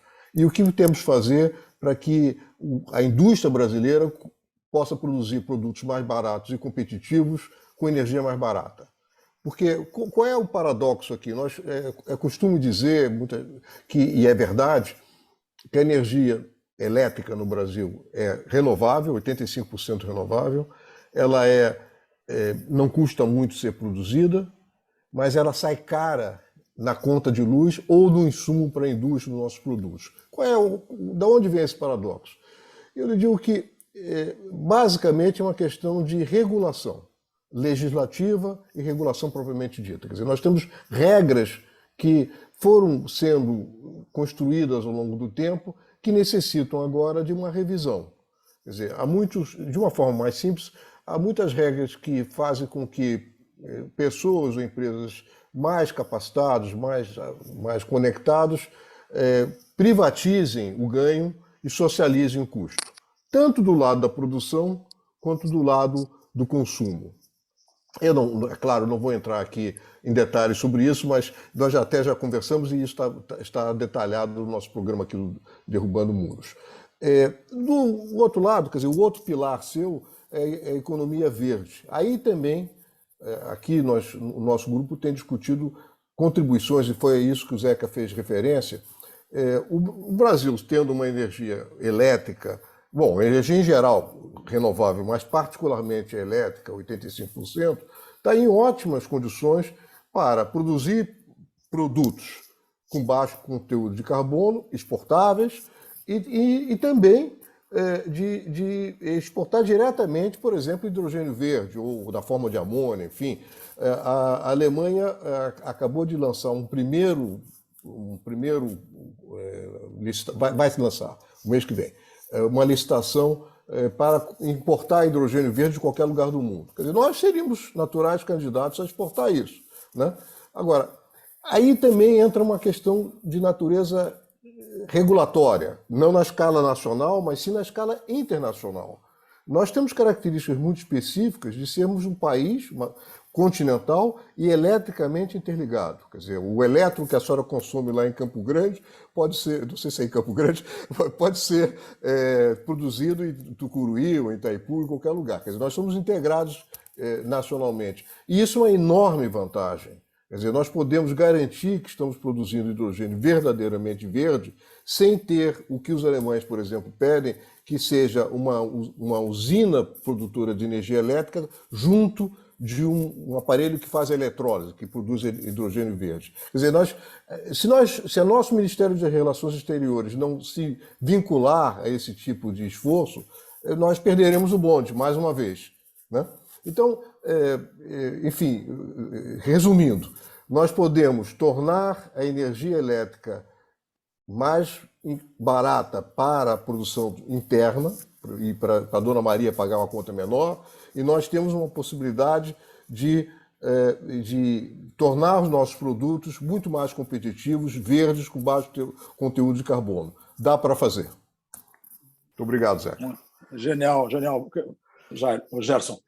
Senadora, lhe devolvo, então, porque senão nós temos mais 2 manifestações que vão ser curtinhas, mas agora já foram 3, eu não quero lhe assoberbar também com mais do que a senhora pode responder. Então, a senhora, só para lembrar, foi a intervenção do Alau sobre saúde, o Beto e agora o Gerson sobre energia. Bom, Alau, carinho imenso por você, já te admirava, a CPI, você brilhou também, enfim. Só disse o que já está no nosso programa, que a gente acredita graças a pessoas como ele, porque vocês é que nos ensinam como fazer saúde pública no Brasil, passa pela prevenção, óbvio que a gente não pode esquecer que há um passivo aí, que nós vamos ter que no primeiro ano tentar, com um pouco mais de investimento, zerar a fila atrasada de consultas, exames, cirurgias, nós vamos ter que fazer uma ampla concertação nesse aspecto, porque quem tem câncer de próstata, quem tem câncer de mama não podem esperar, a gente vai ter que, embora falando e fazendo um projeto, né, de país de prevenção em saúde pública, como é exemplo do mundo, a gente vai ter que correr atrás do prejuízo e trocar a roda com o carro andando, porque a gente tem atrasos significativos em relação a essa questão. Então, assim, só tenho, né, está tudo aqui anotado, enfim, e já conheço muito o trabalho do Pedro. Eu acho que foram 3, antes do Pedro teve alguém, não, né? Não, não. Foi o Silvio antes. Bom, Desculpa, Silvio. Beto, já tínhamos tido oportunidade. Ele falou de desmatamento zero. A gente só tem que colocar nesse momento desmatamento ilegal zero, que já corresponde com mais de 90% do problema do efeito estufa, porque o Brasil não está preparado para falar em desmatamento absoluto zero. Eu sei, por minha região, eu sei que isso causa um ruído muito grande, mas se a gente já conseguir isso, é um compromisso que eu falo em todas as reuniões. Desmatamento ilegal vai ser zero. Os órgãos de fiscalização e controle vão para dentro da Amazônia, vão para dentro do Pantanal, vão preservar nosso Cerrado, nossa Caatinga, mas especialmente Amazonas, e por uma questão muito simples. Vou dar só um exemplo que eu já dei, eu acho que vocês já sabem. O impacto nos últimos 2 anos na safra do Rio Grande do Sul e do meu estado, Mato Grosso do Sul para baixo, Mato Grosso do Sul, Paraná, Santa Catarina tem muito pouco, e o Rio Grande do Sul foi de 60 bi de prejuízo. 60 bilhões, diminuiu a produção, diminuiu a produtividade, daí por diante, por falta de chuvas, os rios voadores não chegaram, e essa é a consequência. Então, assim, isso está na nossa... E a Helena tem insistido muito também, né? BNDES, etc., é para investimentos, é para fomento, é para tirar o S do social para funcionar, mas óbvio que não vai financiar combustível fóssil, né? E a Petrobras aí, estou entrando numa seara que eu domino muito pouco, mas a Petrobras tem que apresentar para o Brasil o plano que ela tinha que já ter apresentado de energia renovável. Dá para acabar com gás natural? Não dá. Ele ainda tem que ser utilizado, não todo reinjetado, mas uma parte utilizado, porque a gente ainda tem muito o que fazer, mas dos males o menor, se a gente conseguir não derrubar árvores, já ir para uma transição energética o mais rápido possível, dentro do que o Gerson, já aproveitando que o Gerson falou, para encurtar a conversa. Também já tive o prazer de conhecê-lo no meu estado, já estava lá conosco, na época que eu era vice-governadora, e no Rio de Janeiro, na conversa que tivemos. Se nós conseguimos avançar nisso, somos referência no mundo. Nós já somos referência em energia renovável, só não mostramos, porque, infelizmente, o presidente que aí está nos transformou realmente em par internacional, mas avançar, obviamente, naquilo que precisa ser feito em energia renovável, eólica, como diz a Helena, não fala em financiamento, em subsídio de energia solar, porque ela já se paga. É verdade.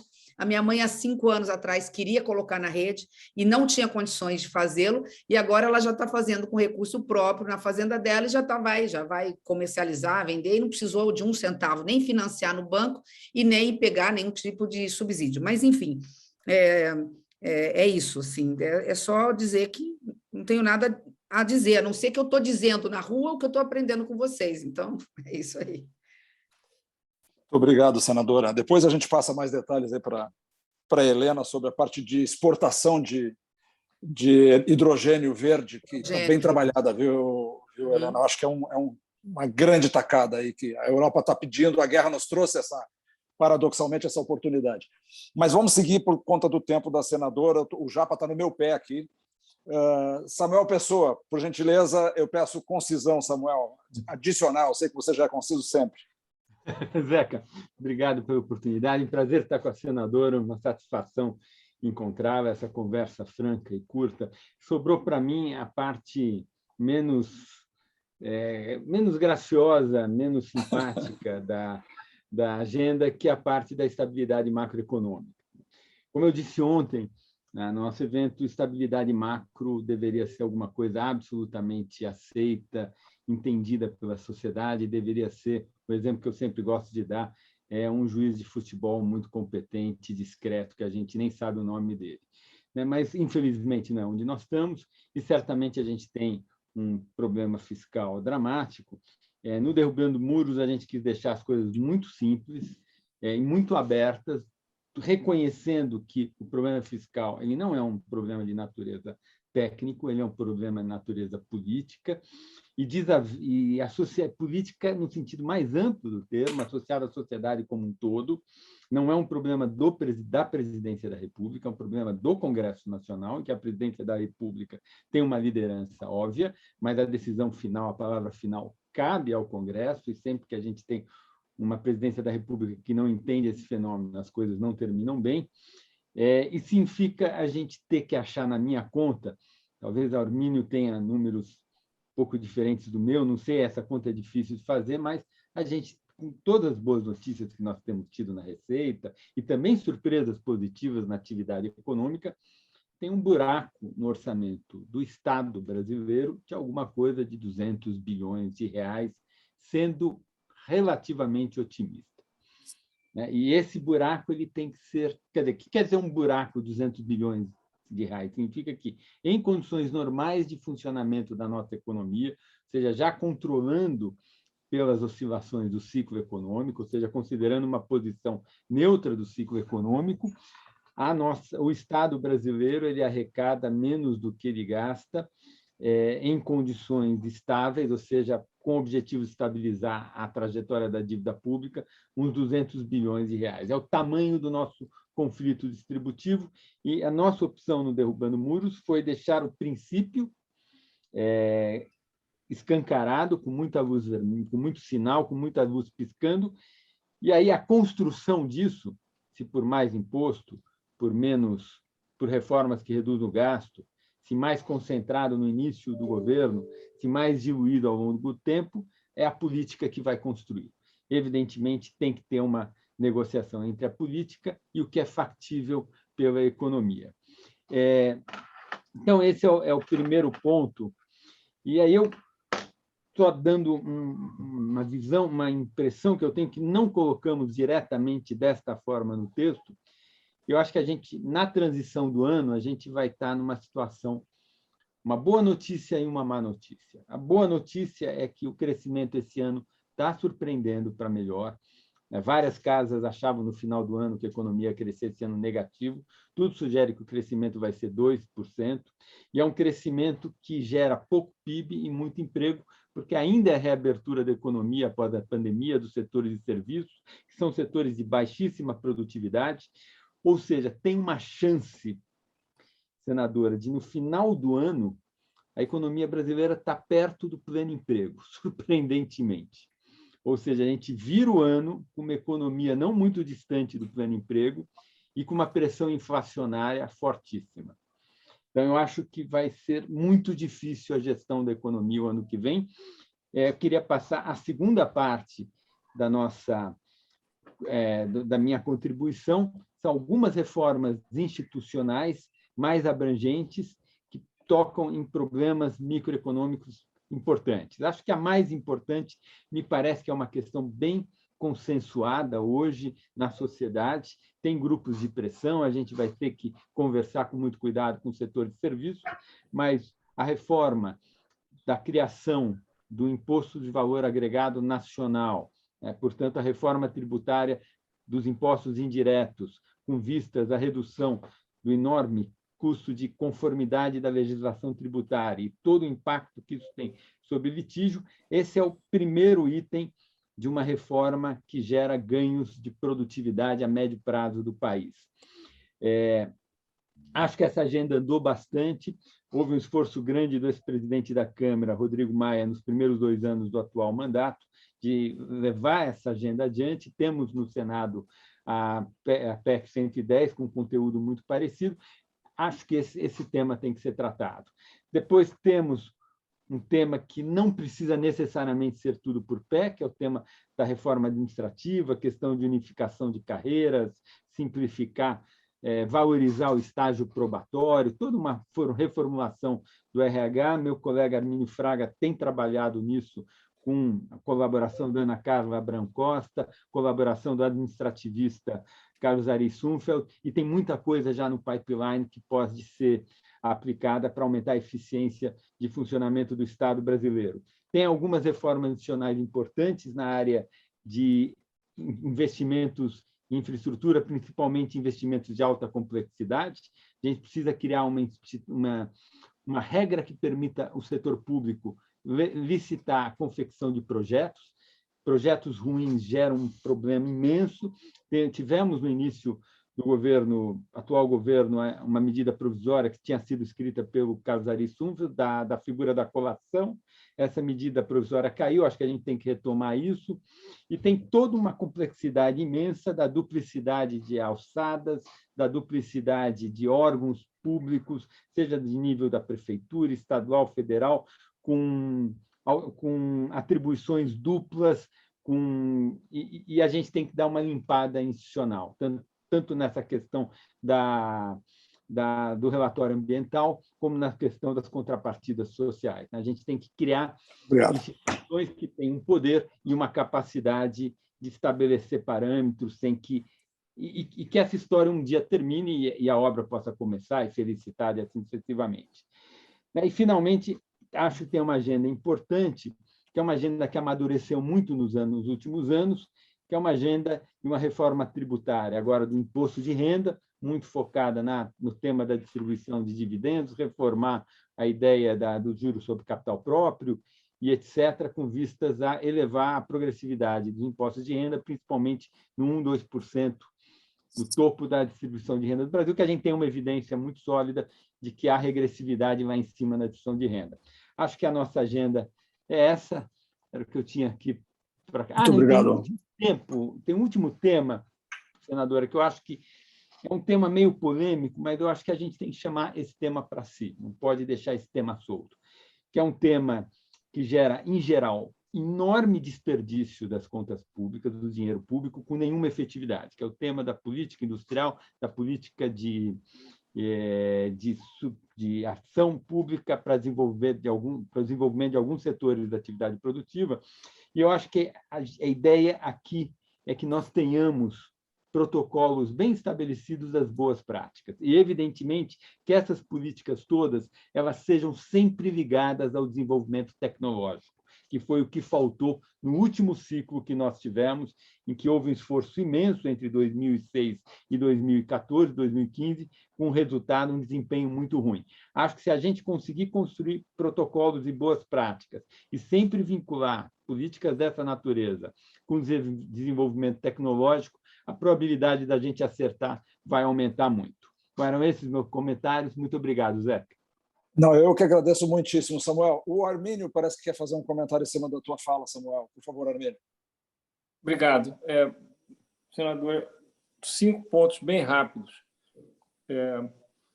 que são os seguintes. Primeiro, em toda uma discussão sobre potencial de crescimento do Brasil, que eu acho que está muito mal parada, ela é muito curto-prazista, sim, eu diria tecnocrática até. E ontem, na nossa conversa, acho que ficou claro, havia um pessimismo enorme no ar. Eu tenho uma visão muito otimista sobre o nosso potencial de crescimento, não do jeito que nós estamos, não com o governo atual. E a razão é muito simples. Tudo aqui no Brasil tem muito espaço para melhorar. Então, ponto número 1. 2. Não é um teorema matemático, mas a situação do Brasil no que diz respeito às desigualdades no plural é tal que eu não tenho a menor dúvida que combater a desigualdade e crescer no Brasil são complementares. Tá? Estamos falando de educação, de produtividade, etc. Terceiro, falando em produtividade, eu acho que também não é exagero dizer que o foco maior de combate à pouca produtividade está dentro do próprio Estado. Terceiro ponto. Quarto é esse do Brasil Verde, já se falou muito aqui, não vou repetir, mas eu acho que isso devia ser uma marca nossa, que vai além da questão climática, que é gigante, vai além da biodiversidade, é uma questão de qualidade de vida para nós. Acho que vale a pena acrescentar isso. E, por último, e aqui tem muitos empresários, todo empresário sabe que nenhuma empresa se faz com base nas finanças. Tá? Mas todo empresário sabe que as finanças podem quebrar uma empresa. É arriscado extrapolar da empresa para o país, mas eu tenho certeza que isso vale para o país também. Tá? As finanças não vão fazer o Brasil, mas podem quebrar o Brasil. Só ficar com isso na cabeça, que é uma coisa bem simples e não é aí que nós vamos nos desenvolver. Tá? Obrigado aí. Maravilha. Maravilha pelo enriquecimento, Armínio. Eu vou passar para o Philip Young, e aí sim nós encerramos, a senadora encerra da maneira que lhe for mais conveniente. Philip Young, por gentileza, sobre geopolítica. Obrigado, Zeca. Muito prazer, senadora. O meu tema é geopolítica, como o Zeca adiantou, e eu queria fazer um pequeno comentário, um pequeno reparo, um comentário do Zeca quando ele disse que 4 dos eixos temáticos da agenda são ligados à inovação e à nova economia. eu queria dizer que são 5 os eixos temáticos ligados à nova economia, e eu diria que a geopolítica, Zeca, é um deles. Não é? Okay. Basta lembrar que 92% do iPhone é feito na China. E não só por um golpe de genialidade do Steve Jobs, mas, sobretudo, porque houve uma ação geopolítica dos anos 70, não é? Do presidente Nixon, que inicia a chamada diplomacia triangular, que cria a moldura para esse regime de cooperação acontecer. E basta lembrar também que a entrada da China na terceira revolução industrial também foi possível por essa ação de geopolítica, né? Então, eu diria que a geopolítica é um tema central da nossa agenda, porque a geopolítica diz, então, respeito ao destino de poder de um país, não é? A nossa geopolítica, a nossa ação geopolítica diz, então, respeito aos recursos de poder que o Brasil pode e deve mobilizar nas suas relações com outros países. Portanto, a geopolítica é importante porque ela corresponde a um exercício da política que, em última análise, define o lugar do Brasil no mundo. É um tema inadiável por 2 razões principais, por conta de 2 mudanças tectônicas do cenário internacional nas últimas décadas. A primeira é o deslocamento do eixo de poder do Ocidente para a Ásia. O deslocamento de poder para a Ásia demanda uma renovação da política externa, que não aconteceu, né? Que piorou, aliás, durante o governo Bolsonaro. Um reposicionamento que seja condizente com essa nova realidade de poder e condizente também com as nossas demandas, capacidades e nossos interesses concretos. A segunda mudança tectônica do cenário internacional é a revolução digital, e eu tenho uma tentação enorme aqui de comentar o que o Samuel Pessoa acabou de dizer, mas uma transição digital bem conduzida é uma condição fundamental para a prosperidade do país. No caso do Brasil, a geopolítica e a política externa vão ser determinantes para que essa capacitação e essa infraestruturação, a base da inteligência artificial, elas ocorram de forma satisfatória, competitiva e sem atraso. O acesso a ferramentas digitais, a integração do mundo físico com o mundo digital, como disse aqui o Silvio Meira, vão ser fundamentais não só para o aumento da produtividade da economia, não só para a melhoria dos serviços públicos, mas, sobretudo, para que a gente também possa melhorar a democracia, os mecanismos de participação democrática. E essa é uma das grandes belezas da agenda que o Delbando Muros propõe, avançar uma agenda voltada para um rearranjo integrado, uma repactuação que vai desde o redesenho das condições de governança democrática do Brasil até a renovação, um reposicionamento do nosso lugar no mundo. Eu acho que não nos faltam recursos de poder, senadora, somos uma potência ambiental, energética, alimentar, humana. Falta-nos uma agenda integrada de governo, e esse é o propósito desse nosso esforço aqui no Derrubando Muros. Obrigado pela atenção. Muitíssimo obrigado, Felipe. Senadora, é o seu tempo, então, para a senhora fazer os comentários e o encerramento. Eu vou ser bem breve. Bom, primeiro, começando pelo Felipe, acho que é isso, né? O Brasil tem o que o mundo precisa, nós temos que aproveitar e fazer dinheiro disso. Preservar a Amazônia, conseguir com isso os fundos ambientais vindo dos países nórdicos para investir naquilo o dinheiro que nós não temos, né? Eu tenho dito que um dos maiores e mais importantes ministros do nosso governo tem que ser o ministro chanceler, ministro das Relações Exteriores, é fundamental. Tem autonomia, não fazer daquela pasta uma pasta ideológica, e por isso que me preocupa muito retornar ao passado, e aqui já aproveitando, antes de falar, quem sou eu para falar de economia, mas só fazer uma rápida pincelada que Samuel e Armínio comentaram, né? Eu quero já entrar um pouquinho na minha fala final, né? Assim, para dizer para vocês o seguinte, eu estou pronta para voltar para casa, mas eu não estou pronta para desistir do Brasil. Então, quando eu apresentei a minha candidatura e vim até o final, e tenho certeza agora, nos últimos acontecimentos, tudo conspirou a favor e caiu muito bem essa chapa, não por ser 100% feminina, mas por ser inclusiva com Mara Gabrilli, isso já está fazendo um burburinho assim na sociedade, começando a viralizar.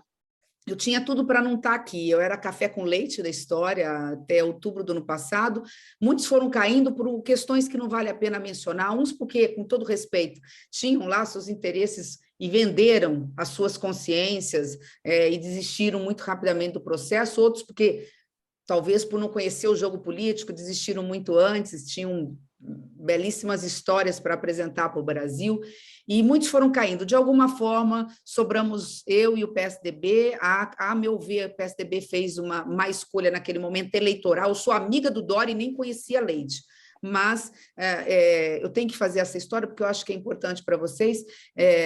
Na cabeça do eleitor, precisava de uma novidade, Leite representaria isso, não deu certo, ficamos eu e Dória. A Quali me colocou como alguém um pouco mais competitiva, e aí eu me apresento como a candidata desse centro democrático. Nada é fácil na vida, não é fácil, mas eu tenho convicção que nós temos condições de chegar no segundo turno e ganhar a eleição. Mas é mais do que isso, porque é uma caminhada cívica. Eu já vi essa história antes. Todos os indicadores sociais de hoje remontam aos anos 90, quando eu comecei a fazer política. Eu não posso aceitar isso. Eu não posso aceitar esse grau de miserabilidade, de fome, desigualdade social e daí por diante, né? Os retrocessos com os direitos humanos. Nós fomos responsáveis por 40% da derrubada de florestas de todo o planeta no ano passado. Então, assim, não dá para ficar inerte e cruzar o braço, mas é algo mais grave. Eu fui prefeita com o governo Lula, eu fui vice-governadora, eu fui secretária de Estado de governo.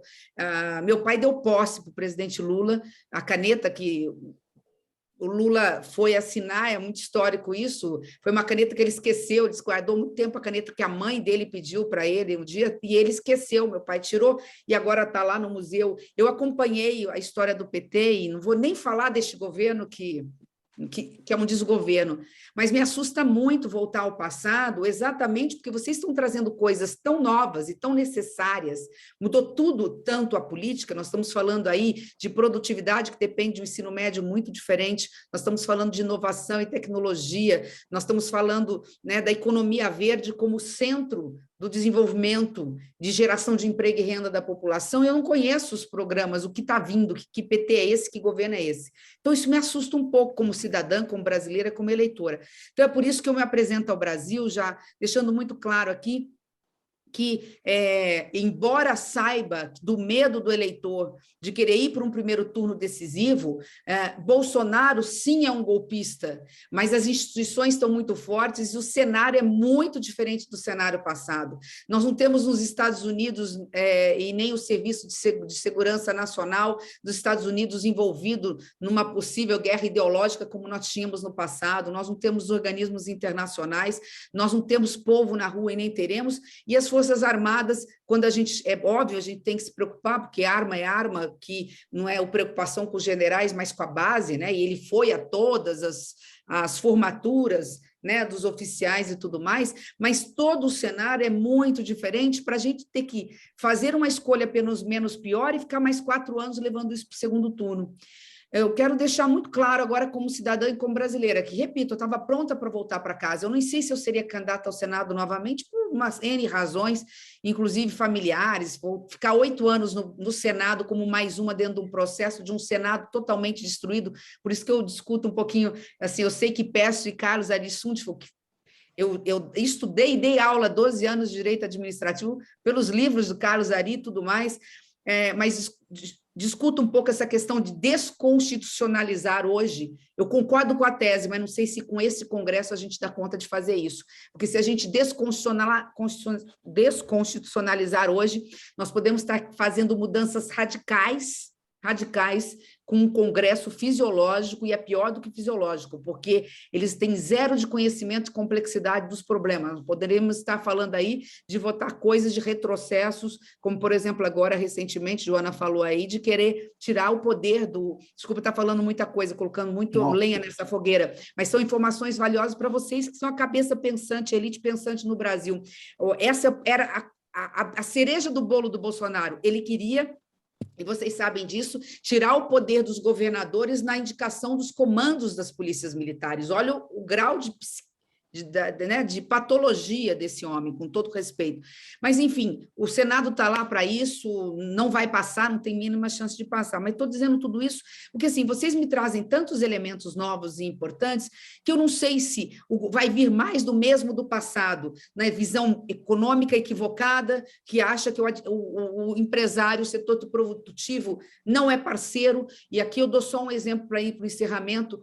Eu me lembro e acompanhei isso, porque a minha área de direito administrativo administrativo. Quando eu vi o primeiro regramento das PPPs e concessões do governo Dilma, eu mesmo disse, falei, isso não vai dar certo, eu não sou economista, não sei fazer conta. Falei, não vai dar certo, não está tratando o setor da construção civil, dos investidores estrangeiros ou brasileiros como parceiros, não dá, a conta não fechava, por isso que as concessões de rodovias, duplicação de rodovias, cabotagem, portos, aeroportos e ferrovias, não saiu praticamente do papel, foi preciso o Temer vir, mudar o marco regulatório desse setor de logística junto com o Tarcísio, e aí sim apresentar o Brasil um regramento mais flexível, que é um pouco que todos falaram, desburocratizar, facilitar, não pedir num leilão uma contrapartida inicial, pedir dois objetivos apenas, que o serviço seja de qualidade, né, e que tenham preços de tarifas razoáveis para o consumidor.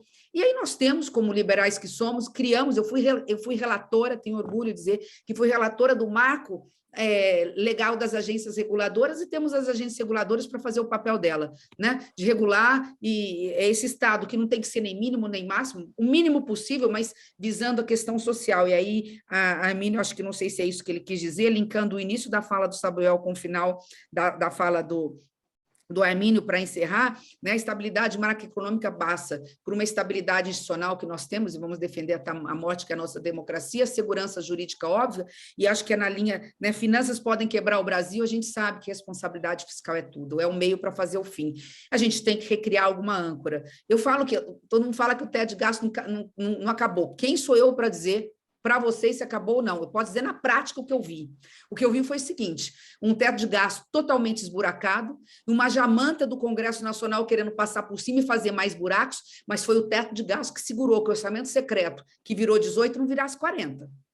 Então, assim, não é bem que ele acabou. A gente, é óbvio que eles destruíram a tese e tudo mais, mas ainda o fato de não ter espaço fiscal é que permitiu que o orçamento secreto não passasse de 18, como 40, como querem falar agora. Eles querem agora 50% das despesas discricionárias, ou seja, das receitas discricionárias que sobraram, 6% lá do orçamento que sobra para gastos livres, o Congresso quer ficar com 50%, só para saber aí como andam as coisas. Então, a gente vai ter que reinventar mesmo. O Ministério do Planejamento e Orçamento vai ser recriado no nosso governo, a Helena já colocou isso como uma condição, e acho que ela está absolutamente certa em relação a essa questão, mas, repito, não sei se o Armínio quis dizer isso, com finanças podem quebrar o Brasil, se é um pouco isso. E, Samuel, você só me trouxe notícia ruim, eu estava achando que se fizesse dever de casa, a gente zerava o déficit, a gente teria receita zerada, pelo menos suficiente para os gastos do tamanho do Estado. Você está dizendo que mesmo fazendo dever de casa, acabando com o orçamento secreto e diminuindo um pouco a máquina do Estado dentro dos limites, aqui a gente tem aí uma dificuldade de conseguir pelo menos 200 bi ano, mas, quem sabe, só que com uma nova cara, né, e com um novo crescimento, já que você mesmo disse que o Brasil pode superar aí os piores índices que estavam aí sendo estabelecidos pelas casas, de crescer 2%, ainda crescer mal, crescendo com uma péssima qualidade de emprego, a gente poderia, né, ou pode tentar resolver essa questão. E você comentou também uma questão, só para deixar aqui muito claro, a reforma do imposto de renda é por PL, é por projeto de lei.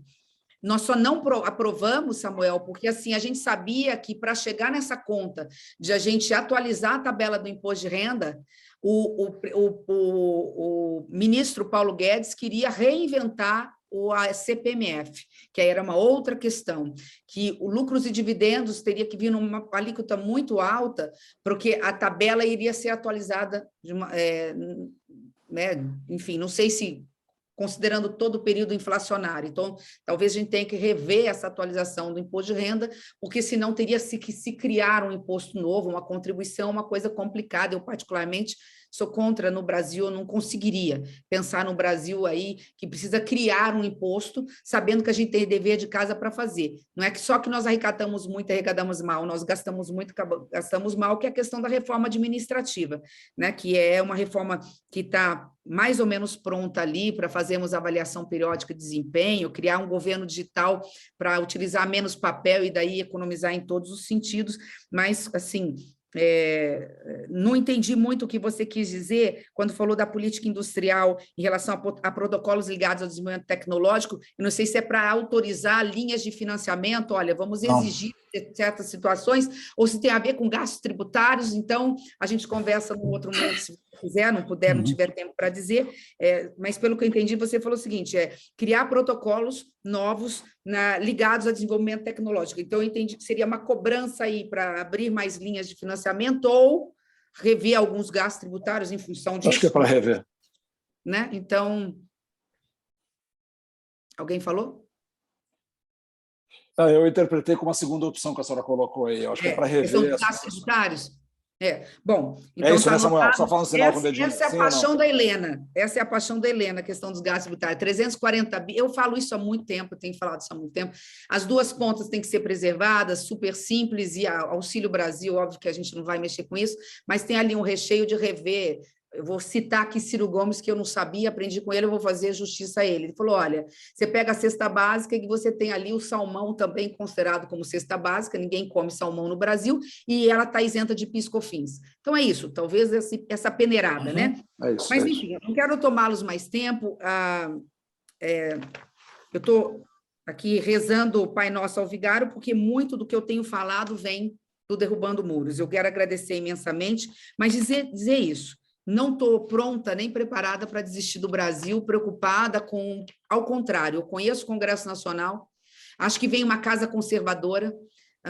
Bolsonaro não tem chance, a chance é zero de ganhar a eleição, a gente sabe disso. Mas me assusta muito essa questão de Lula, num primeiro turno, vindo de salto alto, querendo implantar um projeto de Estado e querer virar um Perón, né? Se perpetuar na história para fazer o populismo que precisa para falar, eu vou morrer daqui 20 anos, 30 anos, que Deus lhe dê muita saúde, mas vou me perpetuar por um século, vão voltar a falar de mim. Eu acho que ninguém que é preso e que acha e que prega que é preso, foi um preso político injustiçado, etc., somos seres humanos, é óbvio, a gente entende isso, vem da forma, sai da forma que entrou. Então, tenho realmente preocupação, é por isso que estou pronta, animada para o processo. Repito, se não fosse fácil, não seria eu. Eu sei o que eu passei para estar aqui, né? Eu sei o que eu apanhei para estar aqui, mas, assim, isso só me reforça a coragem, porque amo o meu Brasil e quero o melhor para os nossos filhos. Deixo aqui um carinho especial a todos vocês e, se tiver alguma outra questão, alguma pergunta que eu posso... A gente já infringiu todas as regras do Japa, nós precisamos liberar a senadora. Eu tenho um compromisso aqui perto, às 5 horas. Mas... E, senadora, a gente espera só lhe tomar seu tempo novamente a partir do dia 3 de outubro, porque aí temos muito a conversar. E muitíssimo obrigado pelo seu tempo e sucesso, felicidades aí na campanha. É apenas mais uma palavra, Zeca. Me ajudem a ajudar o Brasil. É só isso que eu peço aos senhores. Obrigada. Grande abraço. Obrigada. Muito obrigado. Senadora... Boa tarde. Tchau, tchau. Parabéns, senadora. A senadora tem que sair e só para a gente fazer o rescaldo, como a gente falou, eu